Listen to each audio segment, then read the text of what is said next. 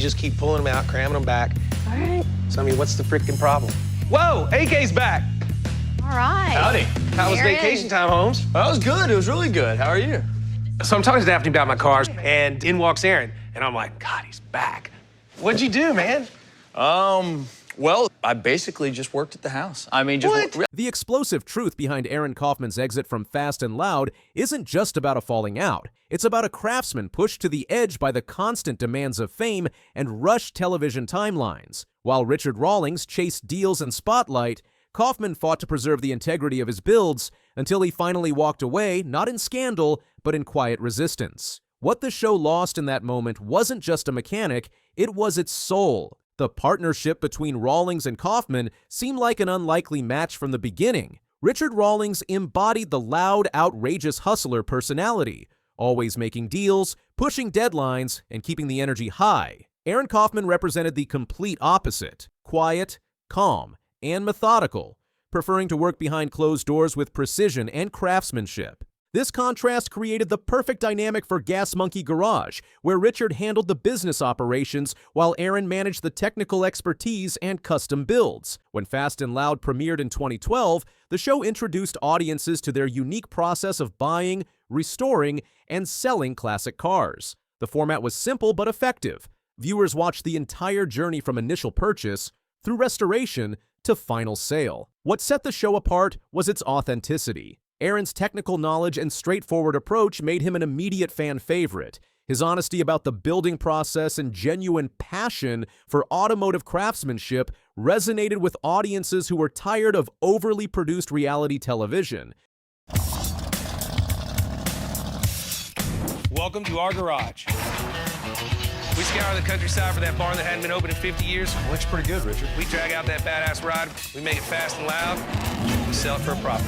I got $8 in my pocket, but I'm not paying you that. Come on! This thing is killer. I think I'm gonna sell him this car, but he wants to test drive it. He's gonna get in it, do a couple of burnouts, he'll be excited, throw me a wad of cash. Fast and Loud, all new series, premieres Wednesday, June 6th at 10, only on Discovery. The show's popularity exploded rapidly, attracting viewers who appreciated both the educational aspects and the entertaining dynamic between the two hosts. Aaron's focus on precision and innovation, combined with Richard's deal-making prowess, created a winning formula that seemed destined for long-term success. However, beneath the surface, cracks were beginning to form in their seemingly perfect partnership. As the show gained momentum, Aaron found himself buried in the workshop, working through sleepless nights to meet increasingly impossible deadlines. While Richard focused on closing deals and building the business side of operations, Aaron carried the technical burden of every build. The creative haven that Gas Monkey Garage once represented began transforming into what Aaron later described as hell filled with machines. Each episode demanded finished products, regardless of the complexity or time required for proper execution. Aaron's limited control over the creative process became increasingly apparent as network pressures mounted. The enthusiasm that initially drove his work started fading as the focus shifted from doing it right to simply getting it done within television production schedules. The fundamental differences between the two partners became more pronounced over time. Richard's focus remained on volume, sponsorship deals, media appearances, and business expansion opportunities that stretched far beyond the garage walls. Aaron's priorities centered on craftsmanship, precision, and creating meaningful builds that reflected his artistic vision and technical expertise. Fast and Loud evolved from a genuine car restoration show into something more focused on drama and entertainment value. Network executives demanded faster turnarounds, tighter production schedules, and more dramatic moments to boost ratings. What once felt like authentic content for car enthusiasts began resembling a typical reality show chasing audience numbers rather than showcasing genuine automotive craftsmanship. Builds that would normally require months of careful work were compressed into weeks or even days to meet production demands. This timeline compression forced Aaron to sacrifice the detail, innovation, and quality craftsmanship he took pride in delivering. The cooperative relationship between the partners continued widening as their visions moved in completely different directions. The atmosphere within Gas Monkey Garage changed dramatically as fame increased. More distractions entered the workspace, many involving people who had never handled automotive tools professionally. Aaron began feeling like a performer rather than a builder, which contradicted everything he valued about his craft. Meanwhile, the contrast between his artistry and Richard's business-focused approach became increasingly apparent to everyone around them. Those closest to Aaron noticed his growing frustration with the direction of both the show and the garage operations. He wasn't having fun anymore, wasn't proud of the rushed builds being produced, and most importantly, wasn't finding fulfillment in work that once energized him completely. Aaron later explained his perspective, stating, "I wanted to build cars that were bigger or better, and then TV needed cars that were much smaller than that." He wasn't referring to physical size, but rather the ambition and vision he wanted to pursue. Aaron desired projects that challenged his limits and allowed time for proper problem solving, but instead found himself constrained by television timelines and producers who didn't understand what creating automotive masterpieces actually required. The breaking point arrived when Aaron made his decision to leave. Rather than allowing himself to be destroyed by a process that no longer aligned with his values, he chose to walk away. Surprisingly, when Aaron informed Richard about his departure from Gas Monkey Garage, Richard didn't ask him to stay longer or attempt to negotiate different arrangements. Instead, Richard appeared satisfied with letting him go rather than addressing the underlying conflicts that had developed between them. Aaron's departure wasn't accompanied by controversy or public backlash. The moment felt quiet, almost unnaturally so for someone walking away from one of television's most popular automotive shows. However, fans immediately noticed the difference when Aaron was no longer part of the program. Fast and Loud continued production after Aaron's exit, but the magic that originally captivated audiences had disappeared. New builders joined the team and production formats were adjusted, but nothing could replicate the authentic chemistry and technical expertise Aaron brought to every episode. The show's foundation had been fundamentally altered, and viewership began declining as dedicated car enthusiasts lost interest. By 2020, just 3 to 4 years after Aaron's departure, Richard Rawlings made the official announcement that Fast and Loud was ending. Richard stated, "I'm done with the drama," and explained his desire to focus on new business ventures away from television production demands. While the explanation seemed strategic, fans understood there was more to the story than Richard publicly acknowledged. Aaron Kaufman chose a completely different path following his departure from the show.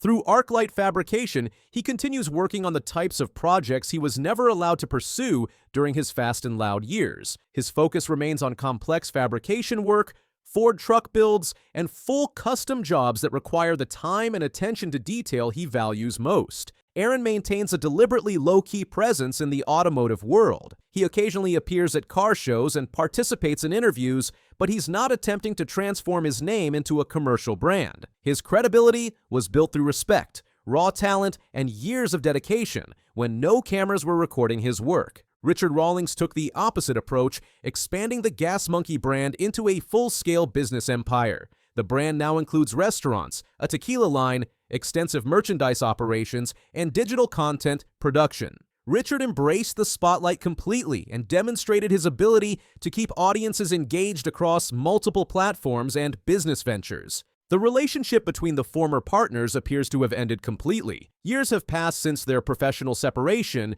and neither has made efforts to address the other directly in public forums. When asked about their partnership in interviews, both maintain professional responses, using phrases like, "We had different visions," or "It was time to move on." The truth appears to be that they likely respect what they accomplished together during their successful years, but neither has any desire to return to that dynamic. Aaron wasn't built for the fame machine that reality television requires, and Richard wasn't willing to slow down his business expansion for anyone's comfort. Fans consistently credit Aaron Kaufman as the heart of what made Fast and Loud special during its peak years. The contrast between Richard's fast-talking energy and Aaron's obsessive attention to detail created the tension that drove the show forward and kept audiences engaged week after week. Aaron Kaufman didn't burn bridges or create dramatic public conflicts like many reality television personalities tend to do when leaving successful shows. Instead, he chose something far more difficult: integrity over fame in an industry built on speed, spectacle, and maintaining constant visibility. Aaron refused to allow his passion for automotive craftsmanship to be enslaved by deadlines and executive decisions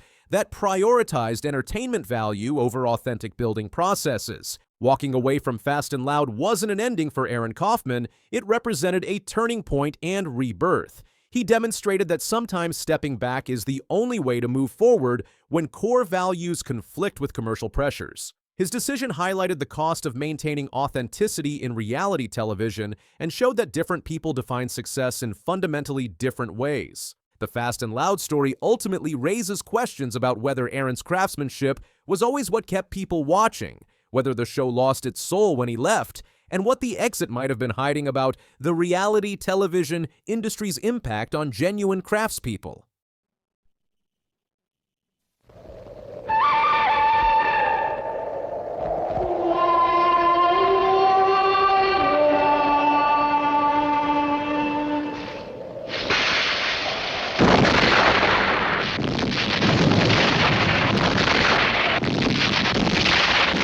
Clint Eastwood just shattered decades of silence, disclosing surprising truths behind the good, the bad, and the ugly, from near-death stunts and off-script legends to the real story behind that iconic squint. A recent fake interview scandal forced him to finally speak, and what he's admitted changes everything you thought you knew about the film. This isn't just a Western, it's a myth built on chaos, tension, and secrets buried until now. When most people think of the good, the bad, and the ugly, one image comes to mind. Clint Eastwood's squint, that steely, silent gaze beneath the brim of a dusty hat, became one of the most iconic visuals in film history. But here's what few fans know. It wasn't just acting. It wasn't carefully rehearsed. It was survival. During the grueling shoot in the arid plains of Spain, where temperatures soared and the sun beat down relentlessly, Eastwood found himself constantly squinting out of necessity. With no access to modern lighting shields or digital filters, the intense sunlight made wide-eyed acting impossible. Director Sergio Leone loved the look and encouraged Clint to embrace it. Over time, the squint became part of the character's mystique. The less he says, the more dangerous he feels. Eastwood told about his approach to Blondie. This wasn't accidental. Very early drafts of the script had few lines for the man with no name.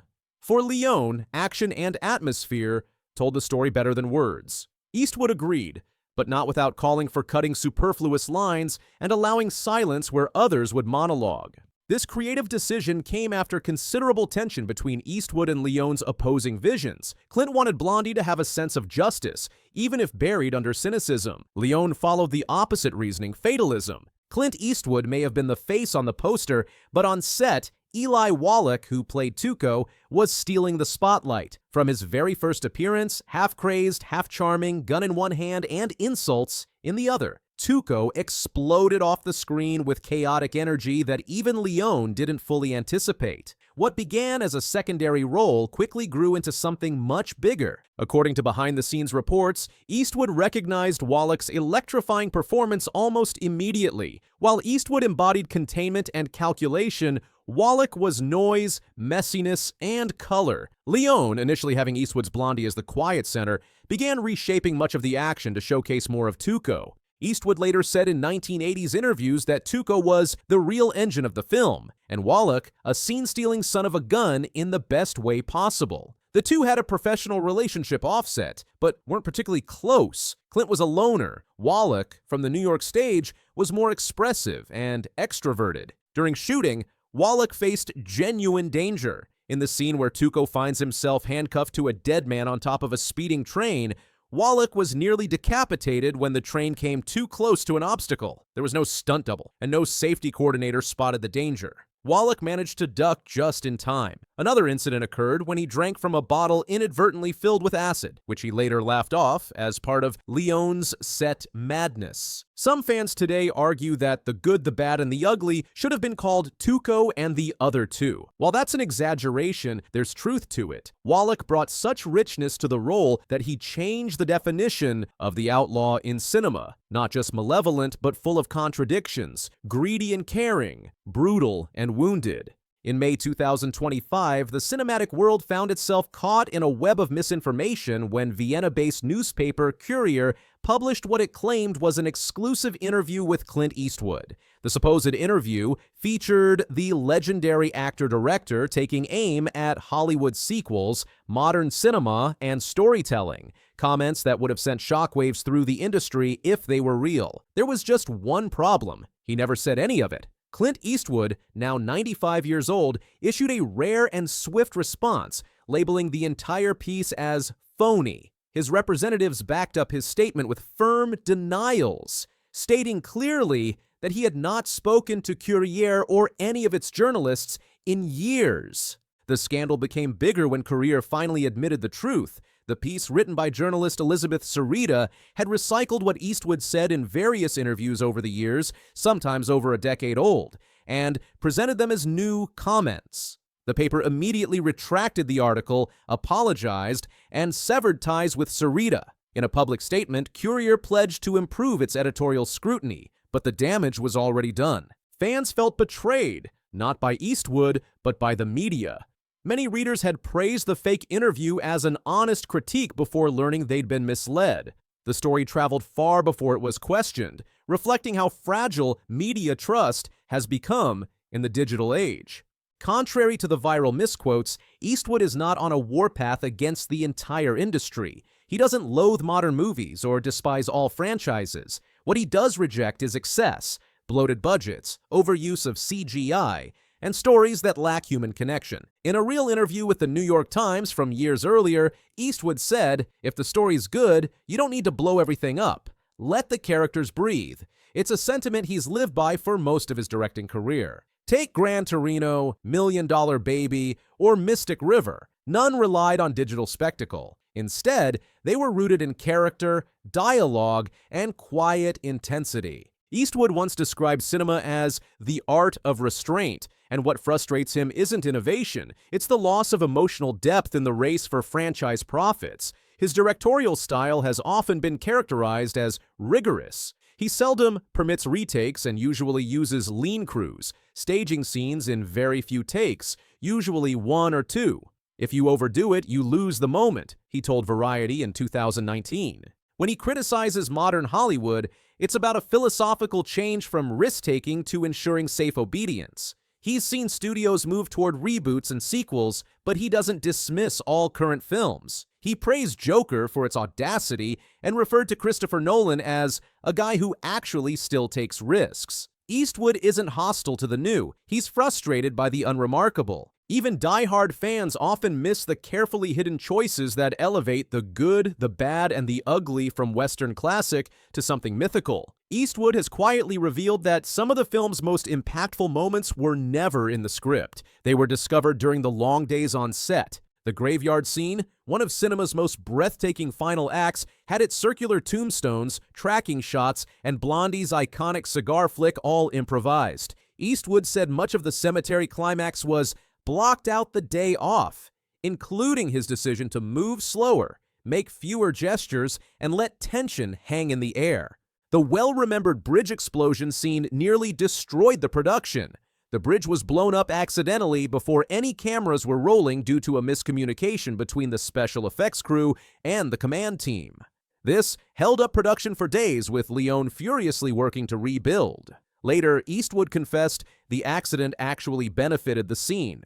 The rebuilt bridge had more grit, and the waiting time added real tension that translated into the final cut. The good, the bad, and the ugly wasn't filmed in sequence. Eastwood shot some final scenes early in the shooting schedule, creating emotional complexity as he had to play a character backwards through events the audience hadn't yet seen. You play the moment as truthfully as you can, even if it hasn't happened yet in the story, he said in a retrospective. Even the costumes tell their own stories. Eastwood wore the same poncho in all 3 Dollars Trilogy films and never washed it, not once. He purposely kept it filthy and damaged for authenticity, understanding that audiences would unconsciously reject anything that seemed fake. The production was plagued by logistical nightmares. Shot primarily in Spain's Tabernas Desert, the film faced what Eastwood noted was no such thing as safety standards on Leone's sets. Director Leone spoke practically no English. Eastwood spoke no Italian. The two relied heavily on translators, creating creative misunderstandings that sometimes generated tension, but ultimately enhanced the film's authenticity. Eastwood's portrayal of Blondie redefined the Western hero. Until then, Western protagonists were loud, righteous, and overly noble. Eastwood flipped that concept completely. With a clenched jaw and narrowed eyes, he embodied moral ambiguity through posture and cigarette flicks. He understood that silence could be louder than any monologue. This became his way of life.